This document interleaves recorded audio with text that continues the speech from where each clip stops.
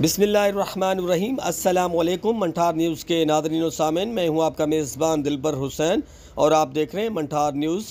खबर शामिल करते हैं बंगला मंठार से, जहां पर Sheikh Khalifa Zahid bin Nahyan की जानिब से पाकिस्तान की गरीब आवाम के लिए आटा तकसीम किया जा रहा है।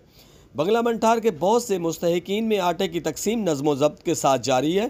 Security incharge Javed Iqbal, Anwar Ahmed, Hasan Nadeem, Akram Bajwa senior supervisor ने मंठार न्यूज़ से गुफ्तगू करते हुए कहा कि हम शेख खलीफा जाहिद नहयान की जानिब से 1 लाख से ज़ायद 20 किलो के आटे के थैले तकसीम कर चुके हैं और इंशाल्लाह यह सिलसिला रमज़ान शरीफ तक जारी व सारी रहेगा, जिससे बहुत सारे गरीब ख़ानदान मुस्तफ़ीद होंगे।